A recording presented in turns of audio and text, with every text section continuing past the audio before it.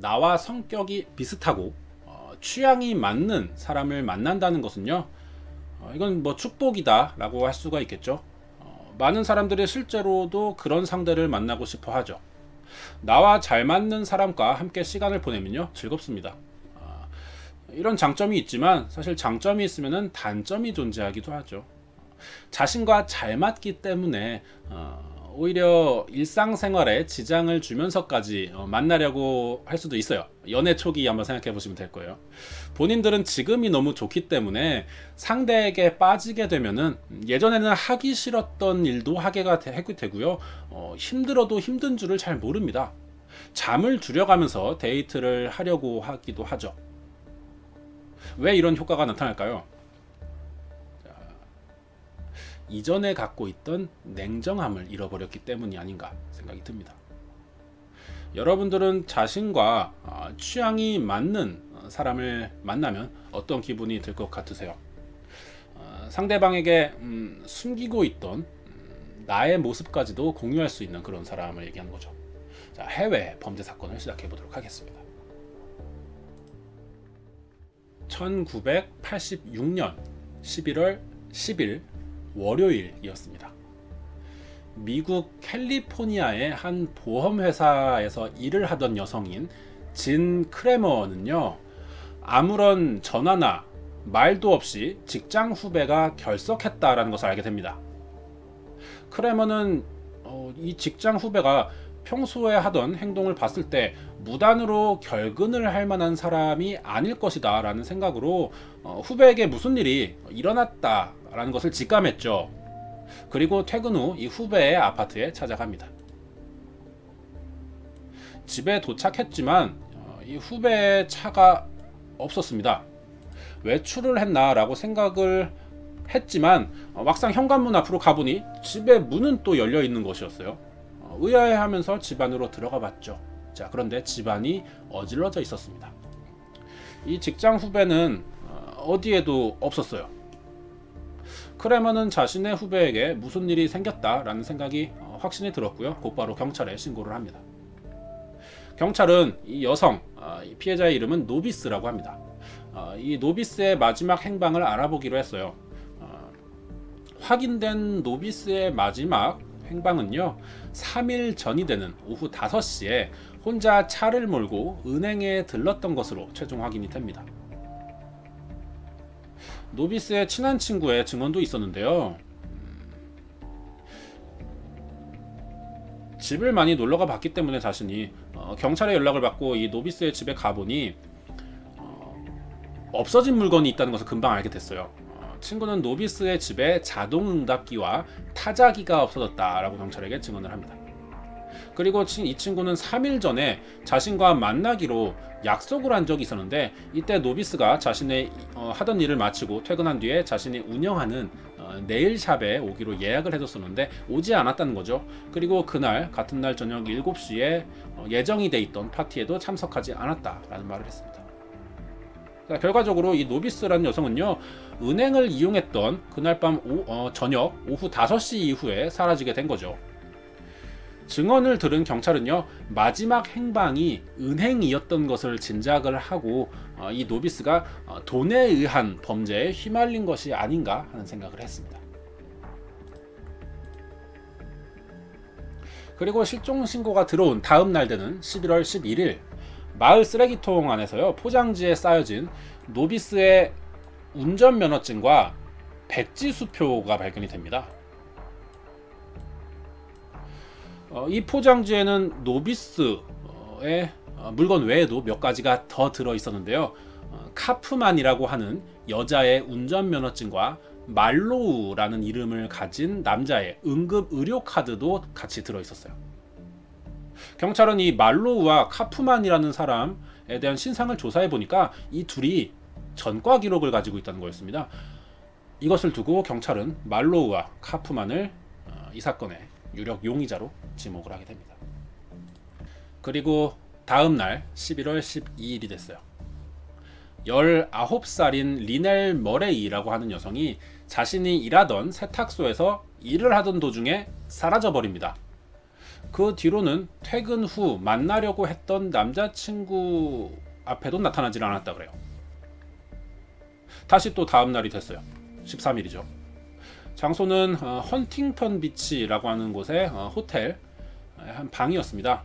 이곳에 객실 청소를 하던 한 청소부가 전날 사라진 이 19살의 머레이의 시체를 발견하게 됩니다. 발견 당시 머레이의 머리는요, 욕조 물속에 잠겨 있었고 목과 상체에는 줄에 감겨진 채 사망해져 있었다 그래요. 수사관은 머레이가 성폭행을 당한 뒤에 교살당한 것이라고 밝혀냈는데요. 범인이 시내에서 선글라스와 수영복을 2개씩 샀고 돈을 내면서 사용했던 그 신용카드와 영수증이 이 호텔에 그대로 남겨져 있는 것을 근거로 들었어요. 여기서 의문스러운 점은 사건 발생은 11월이거든요. 이 당시 미국은 이 지역은 영상 4도 정도 해요, 기온이. 이 날씨에 수영복을 산 이유를 알 수가 없었어요. 하지만 이것이 범인들의 결정적인 실수가 됐었고요. 이 수영복을 단서로 이 추운 날씨에 고속도로에서 비키니 차림의 여성이 걸어다니는 것을 발견하고는 그대로 체포를 하게 됩니다. 범인을 검거했어요. 범인은 신시아 린 커프만과 제임스 그레고리 말로우, 이 둘은 부부였습니다. 그래서 이 사건이 말로우 커프만 살인사건이라고 해요. 커프만은 자백을 통해 사라진 그 처음에 말했던 여성이죠. 노비스가 폰타나라고 하는 지역의 어느 포도밭에 묻혀 있다라는 진술을 합니다. 노비스의 시신을 부검해 본 결과 사인은 질식사로 밝혀졌어요. 자, 목에 보이는 상처, 교살의 흔적인 거죠. 그리고 목 근육이 부상당해 있었고 갑상선의 연골에 골절이 있어서 이제 교살이 명백하죠. 하지만 노비스의 목 안쪽에서 흙이 발견됐다라는 거죠. 자, 무엇을 알 수가 있었냐면요. 노비스는 목에 졸려서 죽은 게 아니라 땅에 묻혀서 흙 안에서 죽었던 겁니다. 그래서 호흡을 하면서 흙을 들여 마셨던 거죠. 그 외에 이 노비스의 몸에서는 외상의 흔적은 없었지만 직장 안에서 이제 정액이 검출되었고 손목에는 묶인 흔적도 찾을 수가 있었어요. 증거를 조합을 해보면은 노비스는 납치, 감금이 돼서 성폭행을 당했고요. 목이 졸려졌지만 죽지는 않은 상태였다는 거죠. 이후에 의식을 잃은 상태에서 매장을 당했거나 아니면 이 범인들은 노비스가 살아있다는 것을 알고 있지만 그대로 생매장해 버렸을 것으로 짐작이 돼요. 경찰 취조를 통해 밝혀진 노비스가 죽던 날 일어났던 일은 이러했습니다. 노비스는 확인된 마지막 위치였던 그 은행의 드라이브 스루를 통과했습니다. 드라이브 스루는 그 패스트푸드처럼 차에서 내리지 않고 일을 보는 은행 시스템을 말해요. 그 이후에 이상한 커플을 만났던 거죠. 이 커플의 이제 여성의 머리는 심하게 짧게 잘려져 있는 상태였고 자신들의 차가 고장이 나서 태워달라라고 하는 부탁을 하는 것이었어요. 노비스에게. 노비스가 이 둘을 태워줬죠. 이 두 사람이 바로 커프만과 말로우였던 겁니다. 범죄의 표적이 된 노비스는 납치를 당할 수밖에 없었어요. 범인들은 그대로 노비스의 차를 훔쳐서 빼앗고는 노비스를 데리고 2시간가량을 이동해서 말로우, 남자 이름이죠. 남성 이름 말로우의 친구 집으로 향했습니다. 이들은 들어가자마자 침실을 써야겠다라면서 침실로 노비스를 끌고 올라갔어요. 여기서부터는 그 집주인인 그 말로우의 친구의 증언입니다. 커프만과 말로우가 노비스의 계좌에서 돈을 빼내기 위해 협박을 하는 소리를 들었다. 드링크하우스는 친구 이름이 드링크하우스입니다. 드링크하우스는 자신의 집에 멋대로 들어온 것에 불평을 해서 집에서 나가라고 말을 했지만 말로우는 이 드링크하우스를 무시한 뒤에 그대로 문을 걸어 잠갔다 그래요. 방에서 샤워기 트는 소리도 들렸고 매우 시끄러웠었다고 합니다. 자신을 집에 보내달라고 하는 노비스의 목소리도 들렸고 고함을 치는 말로우의 목소리도 들렸다 그래요. 얼마 지나지 않아서 이 세 명은 방에서 나왔다고 합니다. 나왔을 때 장면을 보니 노비스는 수어갑이 채워진 채 입에는 테이프가 붙어 있었고 노비스의 머리카락이 물에 젖어 있었다고 합니다. 그렇게 이 셋은 집을 나갔고 그 뒤로 드링크하우스는 노비스를 보지 못했었다라는 증언을 했어요. 증언 내용을 보자면요, 정확하지는 않지만 아마도 이 범인들이 노비스의 계좌에서 그 돈을 빼내려면 비밀번호를 알아야겠죠. 그래서 비밀번호를 알아내기 위해 물고문을 했다라는 것을 추정할 수가 있겠죠. 친구 집을 나온 말로우와 커프만은요, 노비스의 계좌에서 돈을 빼내기 위한 정보를 얻기 위해서 노비스의 집으로 향했어요. 그래서 자동 응답기와 타자기, 그리고 계좌에서 돈을 빼내기 위해 필요한 정보들을 알아냈고 계좌에서 돈을 인출합니다. 그리고는 데리고 다닐 필요가 없어진 노비스를 성폭행한 뒤에 땅에 묻어버린 거죠. 그리고 범인들의 진술대로 이 폰타나 지역의 포도밭에서 노비스의 시신이 발견된 겁니다. 발견 당시에 노비스는 왼쪽 손톱이 없었고 신발과 귀걸이도 사라진 상태였다 그래요. 나중에 밝혀졌는데 이 귀걸이는 커프만의 지갑에서 발견이 되었답니다. 이 둘은 상습범이었어요.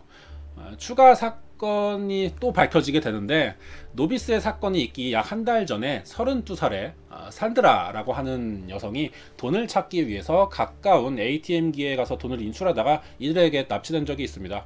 그리고 2주 후에 근처 산에서 시체로 발견이 되었고요. 발견 당시에 산드라도 교살당해 사망했고, 근데 좀 부패가 많이 심한 상태였다고 합니다. 그리고 35살의 파멜라라고 하는 여성도 두 번째 피해자가 됐습니다. 파멜라도 ATM기에 가서 돈을 인출한 뒤에 납치당했던 것으로 밝혀져요. 자, 이들이 왜 연쇄적인 살인을 저질렀을까요?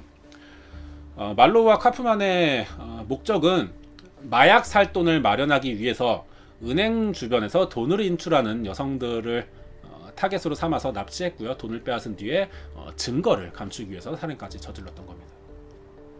이 둘은 첫 사건이 벌어졌던 10월 11일부터 같은 해 11월 12일까지 약 한 달간 4명의 여성을 살해했습니다.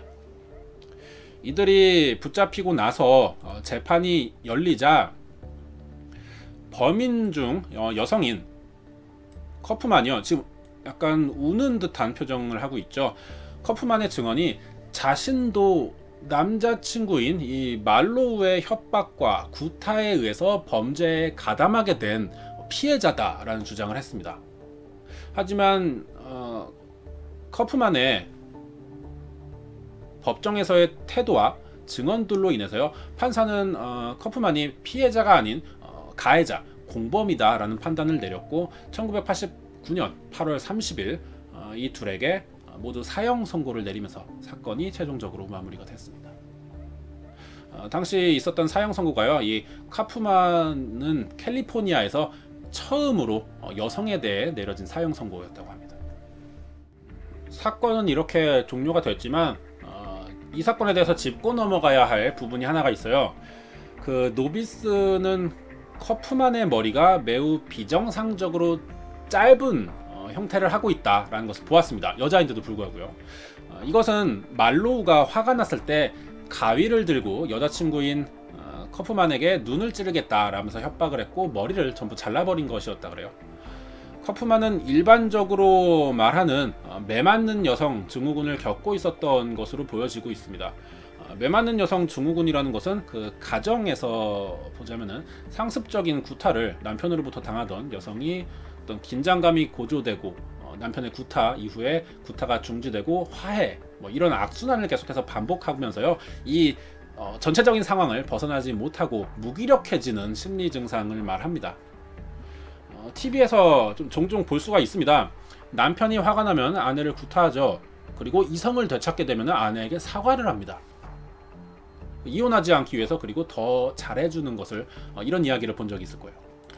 남편이 폭행을 할 때는 힘이 부족해서 대응하지 못하지만 폭행이 끝난 뒤에는 남편이 용서를 구하면 뭐 어쩔 수 없이 화해를 하게 된다는 거죠.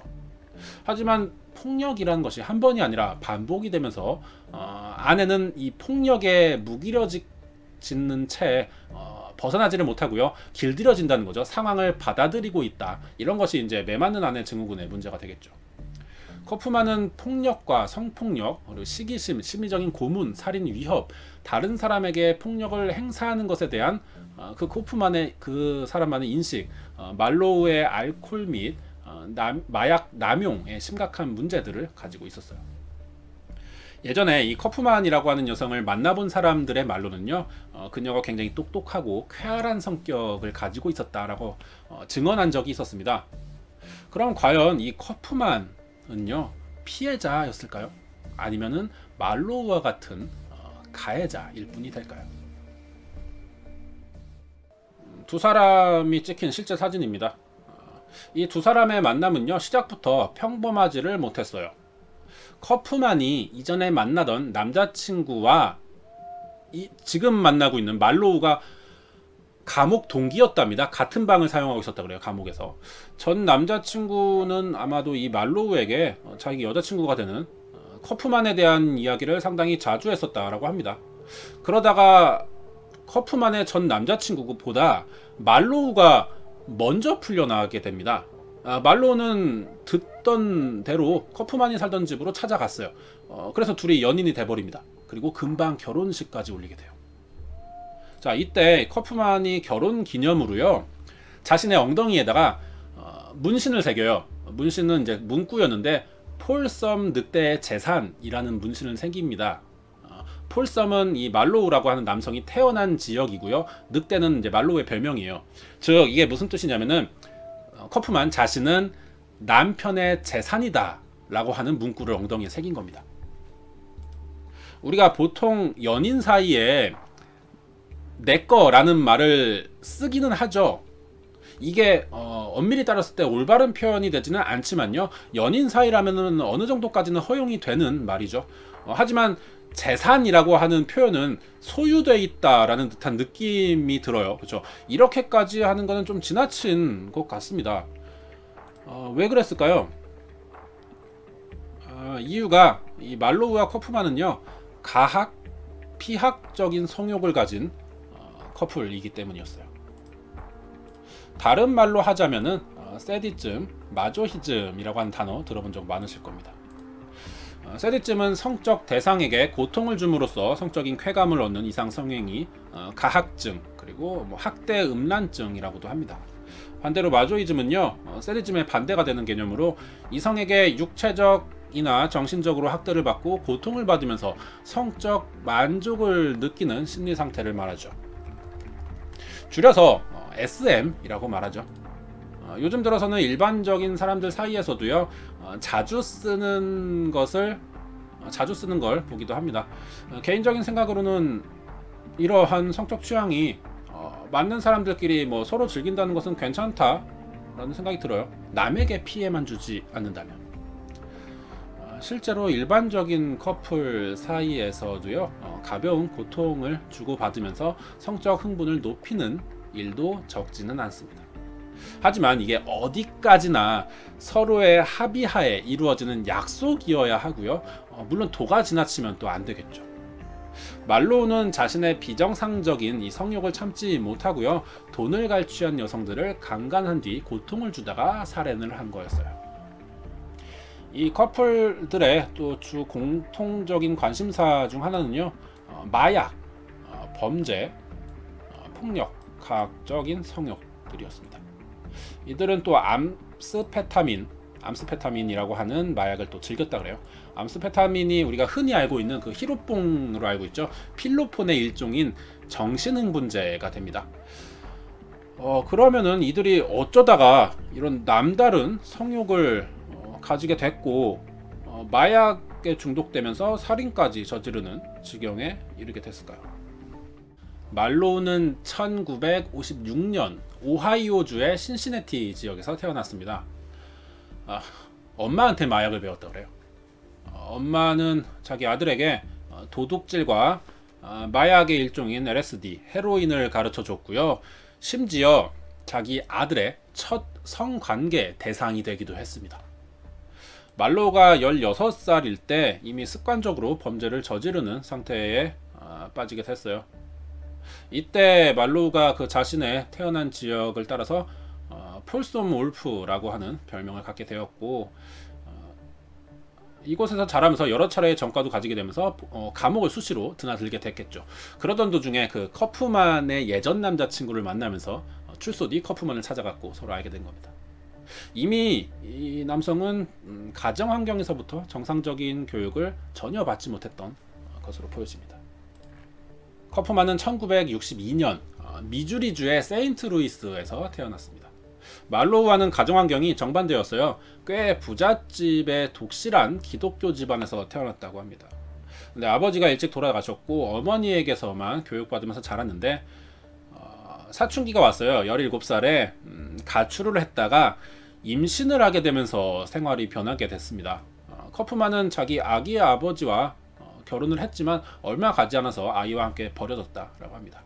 그리고는 말로우와 같이 감방을 썼던 같은 감옥을 들어가 있었던 그 남자와 만났다가 이제 말로우를 알게 되었고 폭력에 길들여지면서 범죄에 가담하게 됐습니다.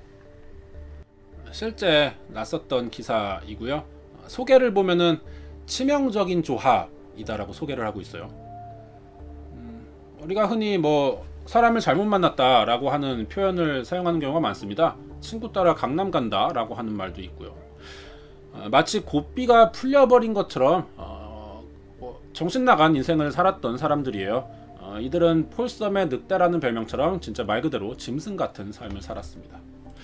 이들은 살인 후에 조사된 행적에서요, 살인 후 레스토랑에서 스테이크를 먹은 적도 있었다고 합니다. 자신들이 죽인 여성들에게 뭐 어떤 일말의 죄책감도 느끼지 않았던 것으로 보이고요. 판사도 이것을 알고 최고형인 사형으로 판결을 했던 것이겠죠. 자, 이들이 아직도 현재 사형 판결은 받았지만 교도소에 복역 중에 있다고 합니다. 교도소에서는 자신의 죄를 꼭 뉘우쳤으면 좋겠네요.